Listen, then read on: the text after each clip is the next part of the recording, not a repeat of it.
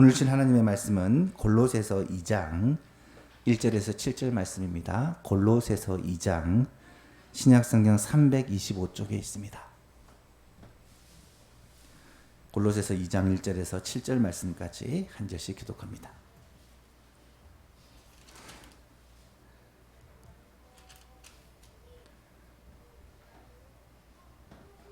골로새서 2장 1절에서 7절 말씀 한 절씩 교독합니다. 내가 너희와 라오디게아에 있는 자들과 무른데 육신의 얼굴을 보지 못한 자들을 위하여 얼마나 힘쓰는지를 너희가 알기를 원하노니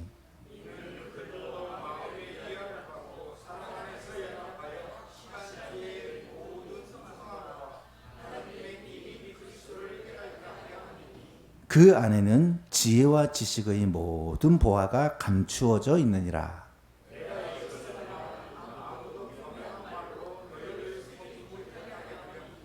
이는 내가 육신으로 떠나 있으나 심령으로는 너희와 함께 있어 너희가 질서 있게 행함과 그리스도를 믿는 너희 믿음이 굳건한 것을 기쁘게 봄이라.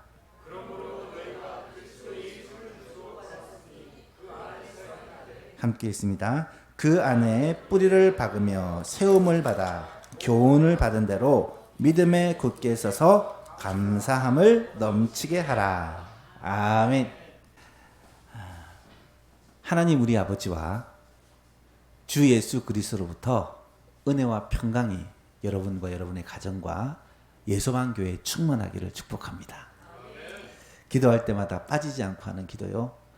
올해 꼭 우리 가운데 이 은혜와 평강이 충만하기를 하나님 앞에 간절히 바라고 있습니다. 그래서 우리는 좋은 교회, 하나님이 기뻐하시는 교회를 세워가기 위해 교회 탐방을 계속해서 세우고 있습니다. 8월에는 골로새 교회를 살펴보고 있는데요. 이 골로새 교회는 바울이 로마의 감옥에 있을 때 골로새 교회를 목회자인 에바브라의 방문을 받게 되고 에바브로부터 이 골로새 교회가 이단의 공격을 받아 미혹을 받아 힘들다는 소식을 듣습니다.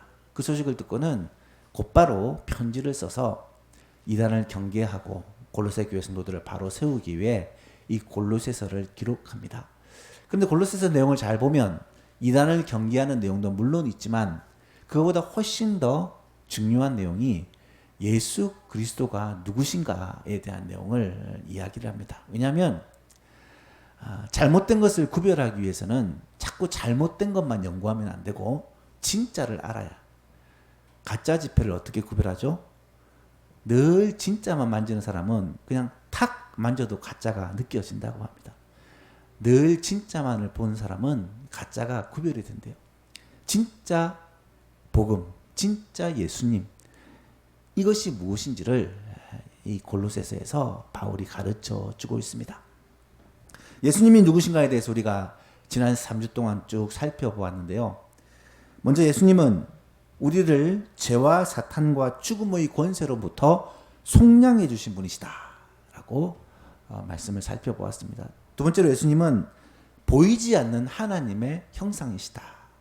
하나님을 보여주시는 분이다. 세 번째는 예수님은 최고의 가치시다. 예수님은 가장 보배로운 분이시다. 예수님 안에 모든 만물이 다 함께 서 있다. 말씀을 주셨습니다. 네 번째로 예수님은 몸인 교회의 머리시다. 교회가 몸이고 그 머리가 예수님이시다. 마지막 다섯 번째로 예수님은 만물의 회복자가 되신다라는 말씀을 지난 시간에 드렸습니다. 오늘은 마지막으로 두 가지만 더 살펴보려고 합니다. 예수님이 누구시냐? 여섯 번째로 예수님은 모든 지식과 지혜의 보고이시다. 보물창고가 되신다 라고 말씀하고 있습니다.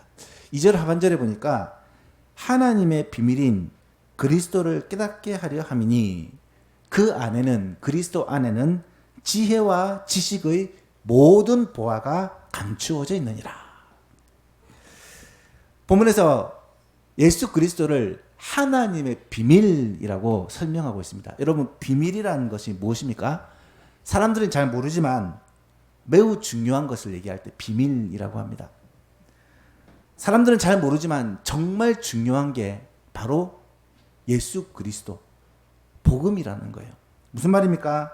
범죄한 인간이 스스로를 구원할 방법이 전혀 없었을 때 하나님께서 예수 그리스도, 독생자 예수 그리스도를 우리를 위해서 보내주심으로 말미암아 우리를 죄에서 건져주셨고 죄의 문제를 해결하여 주셨고, 예수 그리스도께서 오심으로 말미암아 죄사함 받고 하나님의 자녀가 되고 이 땅에서도 하나님의 인도하심과 보호하시는 데 살다가 영원한 하나님의 나라에 들어가는 이 복까지 우리가 받아서 누리게 됐다.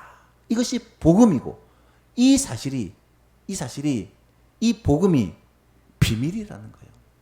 복음의 비밀이라는 말은 많은 사람들이 이 비밀을 잘 모르고 있다는 것입니다. 예수님이 하신 비유 중에 밭에 감추인 보화의 비유가 있습니다. 마태복음 13장 44절에 천국은 마치 밭에 감추인 보화와 같으니 사람이 이를 발견한 후에 숨겨두고 기뻐하며 돌아가서 자기의 소유를 다 팔아 그 밭을 샀느니라. 여러분, 천국이 마치 밭에 감추인 보화와 같다라는 말이 무슨 말입니까? 천국에 들어가는 길은, 유일한 길은 무엇입니까? 예수님뿐이죠. 천국에 들어가는 길은 다른 길은 없고 오직 예수님밖에 없습니다. 이것이 마치 밭에 감추어져 있는 보화와 같은 거예요. 누구만 합니까? 이것을 발견한 사람만 아는 거예요. 깨닫는 사람만 아는 거예요. 예수님은 그분을 발견한 사람만, 그분을 깨닫는 사람만 알 수 있는, 하지만 너무나도 값지고 좋고 대단한 그러한 하나님의 비밀이자 보화다라는 사실입니다. 오늘날도 마찬가지입니다. 예수 그리스도는 이 세상에서 그 무엇과도 그 누구와도 바꿀 수 없고 비교할 수 없는 최고의 가치시자 최고의 보배입니다. 안타깝게도 이 보배를 많은 사람들이 발견하지 못하고 있다는 거예요. 그런데 이 사실을 깨닫고 발견한 우리에게는 이것이 숨겨진 보화와 같은, 그래서 이 보화를 발견한 사람은 이것을 일평생 더 캐내고 알아가고 그 예수님을 자랑하고 전하는 일에 우리의 생애를 쓰게 된다는 사실입니다. 그러면서 3절에 그 안에는, 예수님 안에는 지혜와 지식의 모든 보화가 감추어져 있느니라. 예수님 안에, 하나님의 비밀이신 예수님 안에는 지혜와 지식의 모든 보화가 감춰져 있다. 먼저 지식의 보화가 감춰져 있다는 거예요. 지식의 보화. 여러분, 지식이 무엇입니까? 지식이라는 것은 쉽게 말해서 아는 것을 말해요. 알면 이해가 되고, 알면 오해가 풀립니다. 알면 문제가 해결되고, 알면 삶이 여러 가지로 편리해져요. 누가 아프거나 무슨 급한 일이 생기면 여러분, 아는 사람을 찾아갑니다. 정확한 지식이 얼마나 큰 힘이 되는지 모릅니다. 제대로 알지 못하면 돈과 시간을 낭비하게 되고 문제를 그르치는 경우가 너무 많습니다. 지식은 참 중요합니다. 그런데 그 지식의 원천이 누구냐? 예수님이시라는 거예요. 여러분, 예수님 안에는 지식의 보화가 감추어져 있다는 것입니다. 어떤 사람은 그렇게 생각할 것입니다. 지식은 책 보고 많이 배우고 경험을 많이 하면 얻게 되는 것 아니냐. 그런데 여러분, 이 세상에 너무나도 엉터리 지식, 거짓 지식이 많다라는 거예요. 사람들이 알고 믿고 있는 것 가운데 너무나도 잘못된 지식이 많다는 거예요. 많은 지식이 중요한 게 아니라 참된 지식이 중요한데, 바로 예수님, 이 예수님이 참된 지식이요, 근원적인 지식이라는 말입니다. 사랑하는 성도 여러분, 오늘날의 정보화 시대, 인터넷 시대는 원하면 어떤 지식이든지 다 얻을 수 있을 것처럼 보입니다. 하지만 진짜 중요한 지식은요, 사람들이 함부로 그렇게 발설하지 않습니다. 진짜 가치 있는 지식은 다 자기만 가지려고 해요. 여러분, 진짜 가치 있는 지식, 가장 중요한 지식이 무엇일까? 바로 이 예수님에 대한 소식, 복음보다 더 값지고 중요한 지식이 어디 있습니까? 그 복음을 우리는 감추지 않고 나만 소유하려 하지 않고 사람들에게 나누어 주고 베풀어 주는 것. 이것이 얼마나 놀라운 일인지 알 수 없습니다. 참된 지식의 근본, 진짜 지식의 근본이 예수 그리스도라는 사실을, 예수 그리스도의 복음이라는 사실을 깨닫게 되기를 축복합니다.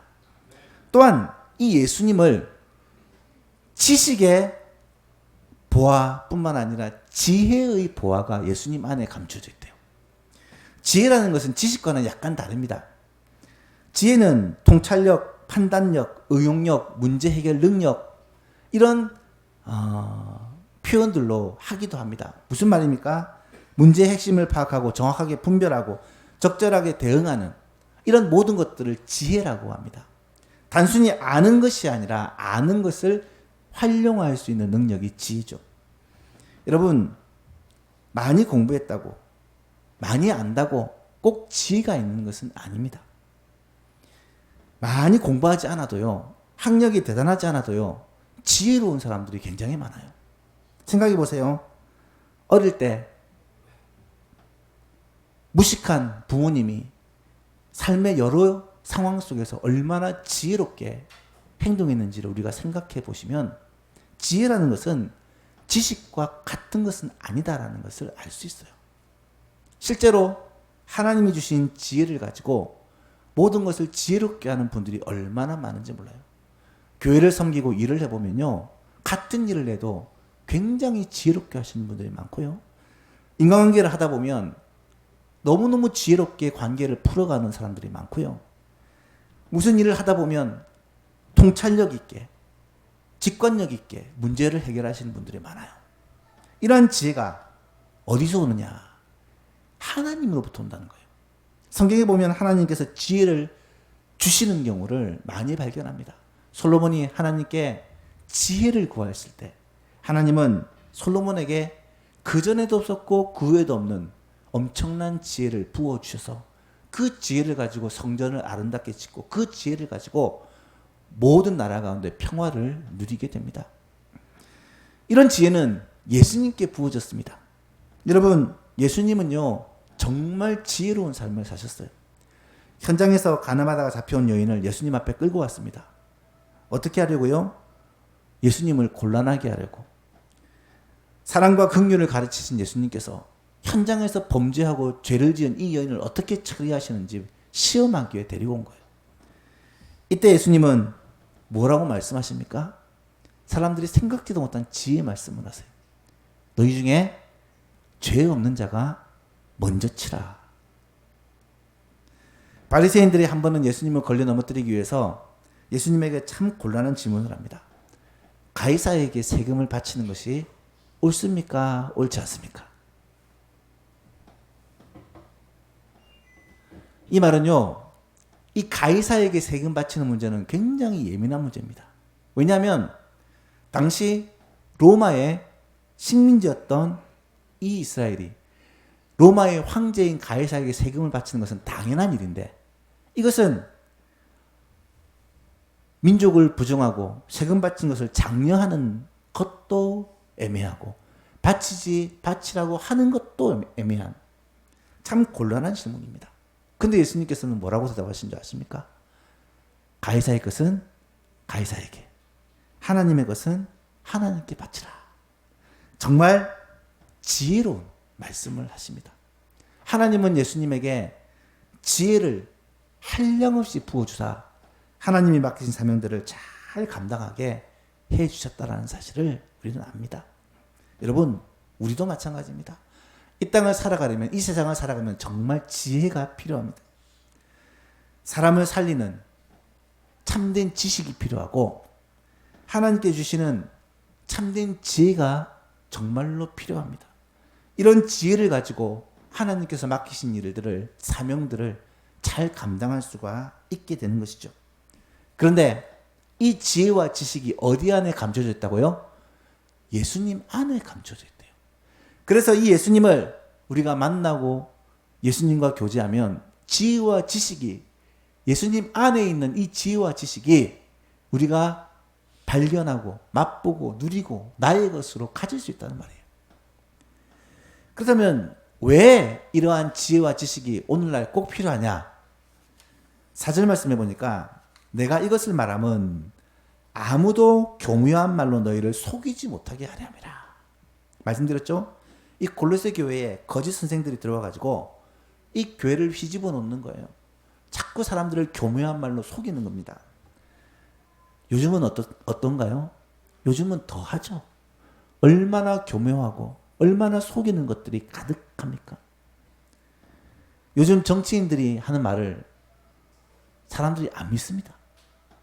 상인들이 하는 말을 믿으면 바보라 그래요. 뉴스나 신문도 못 믿습니다. 인터넷은 말할 것도 없고 유튜브는 말할 것도 없고 심지어 일기예보도 못 믿는 시대가 됐어요. 모든 것이 거짓, 모든 것이 속임수가 너무 가득한 세상에 우리가 살고 있지 않습니까? 여러분, 이 속이는 시대, 거짓의 시대에서 어떻게 분별하고 어떻게 참된 것을 찾아갈 수가 있겠습니까? 거짓과 속임수가 교회 안에까지 들어와 교회를 흔들고 있는 이 시대에 어떻게 우리가 바르게 중심을 잡고 지혜와 지식으로 이것을 분별해낼 수가 있겠습니까? 그렇죠? 정답은 예수님입니다. 지식의, 지혜의, 모든 지식과 지혜의 보화가 예수님 안에 숨겨져 있다. 감추어져 있다. 예수님을 진정으로 만나면, 예수님을 바르게 알고 그분을 따를 때 우리는 세상의 모든 속임수와 모든 교묘한 말에 흔들리지 않게 됩니다. 이 세상이 앞으로 어떻게 될까? 점점 정직해지고 깨끗해지고 정의로워질까? 정말 그랬으면 좋겠어요. 이 나라가 정말 정의롭고 깨끗하고 정의로워졌으면 정말 좋겠습니다만은 성경은 그렇게 말하고 있잖아요. 세상은 가면 갈수록 악해져 간다. 자기밖에 모른다. 가면 갈수록 불법과 죄가 판을 치게 된다. 말세 현상을 성경은 단호하게 말씀합니다. 디모데후서 3장에 보면 너는 이것을 알라. 말세에 고통하는 때가 이르러 사람들이 자기를 사랑하며 돈을 사랑하며 자랑하며 교만하며 비방하며 부모를 거역하며 감사하지 아니하며 거룩하지 아니하며 무정하며 원통함을 풀지 아니하며 모함하며 절제하지 못하며 사나우며 선한 것을 좋아하지 아니하며 배신하며 조급하며 자만하며 쾌락을 사랑하기를 하나님 사랑하는 것보다 더하며 경건의 모양은 있으나 경건의 능력은 부인하니 이와 같은 자들에게서 너희가 돌아서라. 여러분, 한마디 한마디가 지금 이 시대를 가리키는 표현들 아닙니까? 이런 세대에 살고 있는 우리가 어떻게 이 유혹의 손길을 이기고 돈의 유혹, 명예와 권력의 유혹, 쾌락의 유혹, 죄의 유혹, 이단의 유혹을 극복하며 살 수 있을까? 흔들리지 않는 비결은 예수님한테 있던 예수님한테. 모든 지식과 지혜의 보고이신 예수님께 그 비결이 있다는 거예요. 주님을 더 깊이 알고 더 친밀하게 주님과 교제하며 더 예수님을 풍성하게 알아가면 우리는 그 어떤 교묘한 말들로 그 어떤 속임수로 우리를 넘어뜨리지 못하게 된다는 거예요. 왜요? 예수님 안에는 지혜와 지식의 모든 보화가 감추어져 있기 때문에. 사랑하는 예수만 교신 여러분, 예수님 안에 이 지혜와 지식의 보화를 찾아서 맛보고 누리며 이 지혜와 지식의 보화 되신 예수님을 여러분들이 붙들고 사랑하고 가까이 함으로 말미암아 이 미혹의 세상 가운데 굳건하게 서는 예수만 가족들 될 수 있기를 바랍니다. 마지막 7번째로 예수님은 어떤 분이시냐? 우리의 주가 되신다. 주가 되신다. 6절과 7절 같이 한번 읽어봅시다. 6절과 7절 시작. 그러므로 너희가 그리스도 예수를 주로 받았으니 그 안에서 행하되 그 안에 뿌리를 박으며 세움을 받아 교훈을 받은 대로 믿음에 굳게 서서 감사함을 넘치게 하라. 아멘. 우병우 목사님이 설교를 듣고 나서 저도 자꾸 말이 빨라져요. 말이 정말 빠르더라고요. 여러분, 이런 말씀을 하나하나 묵상해 보면 그 안에 정말 엄청난 깊은 뜻이 숨겨져 있어요. 하지만 오늘 우리가 기억할 한 가지는요, 우리가 예수님을 주로 받았다는 거예요. 예수님이 우리의 주시라는 거예요. 주시라는 거예요. 예수님을 주로 받았다는 말은 예수님을 우리의 삶의 주인으로 모시고 산다는 말이에요. 삶의 변화를 위해서 가장 중요한 게 뭐냐? 누가 우리의 주인이냐? 내가 주인이냐? 사탄이 주인이냐? 돈이 주인이냐? 무엇이 나의 주인이냐는 거예요. 예수님을 주로 모시고 살 때 우리는 변화된 삶, 하나님이 기뻐하시는 삶을 살 수 있다는 거예요. 돈이 주인인 사람은 돈을 위해 살아요. 자기 자신이 주인인 사람은 자신의 욕심을 위해 삽니다. 사탄이 주인인 사람은 사탄의 종로로 타며 삽니다. 예수님이 주인인 사람은 예수님의 뜻대로 살아가게 돼 있어요. 여러분은 누가 여러분의 삶의 주인이십니까? 우리가 예수님을 고백할 때 우리는 예수님을 주와 그리스도로 고백합니다. 그리스도로 고백한다는 말은 예수님을 메시아로 고백한다는 말인데, 예수님이 나를 구원하신 분, 예수님을 나의 구세주로 고백하는 것과 그 의미를 같이 합니다. 그렇다면 예수님을 주로 고백한다는 말은 뭐냐? 이 주라는 단어가 헬라어로 큐리오스라는 단어인데, 이 단어는 누구한테 쓰는 단어냐면 로마의 황제한테 쓰는 단어예요. 여러분, 황제한테 쓰는 단어는 그냥 평범한 단어가 될 수가 없습니다. 로마의 황제를 부를 때 큐리오스라고 부르고요, 노예가 주인을 부를 때 큐리오스라는 단어를 씁니다. 이런 단어들을 예수님을 부를 때 그대로 가져온다는 게 어색할 수는 있지만, 이 단어가 가진 그 영광스러움, 그 절대적인 것을 비교할 다른 단어가 없기 때문에 큐리오스라는 단어를 차용해서 쓴 거예요. 예수님이 나의 왕이십니다. 황제이십니다. 예수님이 나의 주인이십니다. 나는 주님의 노예입니다. 주님이 절대적인 주인이라는 뜻의 큐리오스를 사용하면서 거절할 수 없고 반대할 수 없고 피할 수 없고 예수님의 뜻에 반기를 들 수 없는 철저한 순종과 복종을 얘기할 때 이 주라는 단어를 쓴다는 것이. 사랑하는 예수만교회 여러분, 예수님이 우리의 주가 되십니다. 예수님이 우리의 왕이 되시고 우리의 주인이 되십니다. 우리는 주님의 뜻에 온전히 순종하는 백성이요, 주님의 뜻에 온전히 순종하는 노예라는 거예요. 이것이 예수님을 주로 고백하는 자의 삶입니다. 그러면서 그 안에서 행하라. 너희가 예수 그리스도를 주로 삼았으니 그 안에서 행하라. 예수님 안에서 행하다. 행하라는 단어를 찾아봤더니 함께 걷다라는 뜻입니다.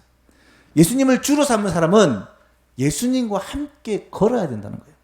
성도의 삶이 무엇이냐?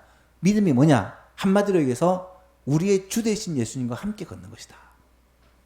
예수 그리스도 안에서 예수 그리스도와 함께 걸어가는 것이 신앙생활입니다. 여러분, 주님과 함께 걷는다. 주님과 함께 걷는다. 앞에 예배의 부름에서 예수님이 나의 멍에를 메고 내게 배우라 라는 말을 기억하시죠? 예수님과 함께 걷는다 라는 말은 예수님과 함께 멍에를 메고 예수님과 함께 보조를 맞추어 걷는 거예요. 그런데 7절에 보니까 그 안에서 행하되 그 안에 뿌리를 박고. 여러분, 뿌리를 박는다라는 말은 그 안에 뿌리를 내린다라는 말은 무엇을 말하겠습니까?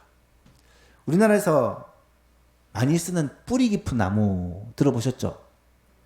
뿌리 깊은 나무는 바람이 불어도 뽑히지 않습니다. 왜요? 땅에 깊이 뿌리를 내리고 박혀 있기 때문에. 그래서 뿌리 깊은 나무를 소중히 여기고 가치 있게 여기는 거잖아요.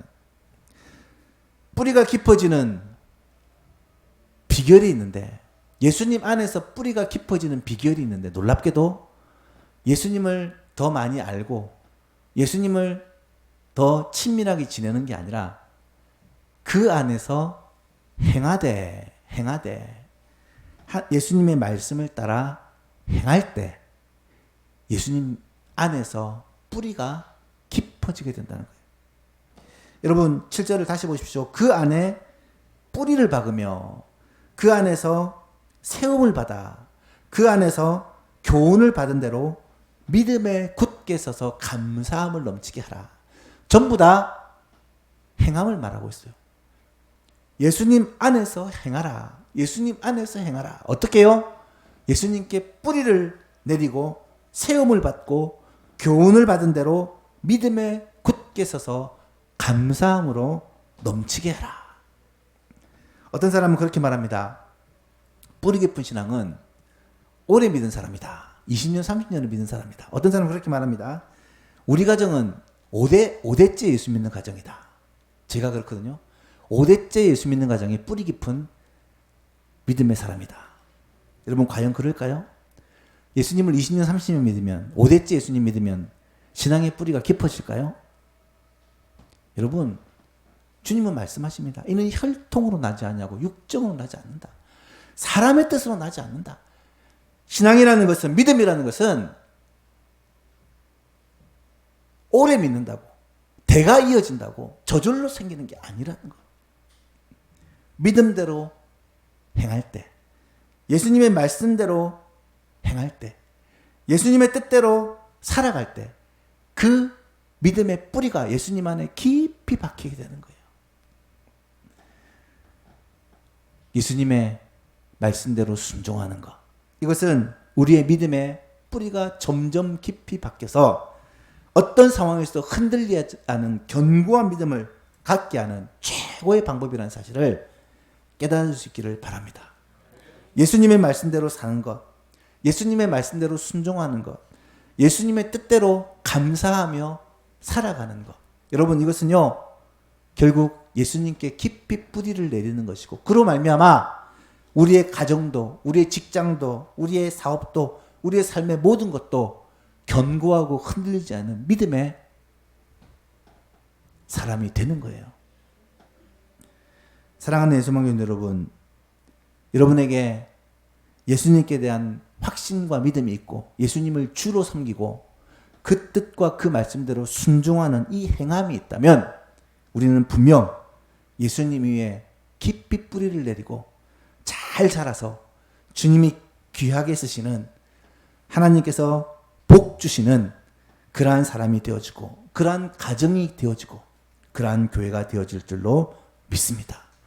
예수님 안에서 행할 때 예수님 안에 뿌리를 깊이 내릴 때 우리의 가정생활이 더 단단해지고 우리의 직장생활이 더 탄탄해지고 우리의 교회생활이 더 즐거운 생활이 될 것입니다.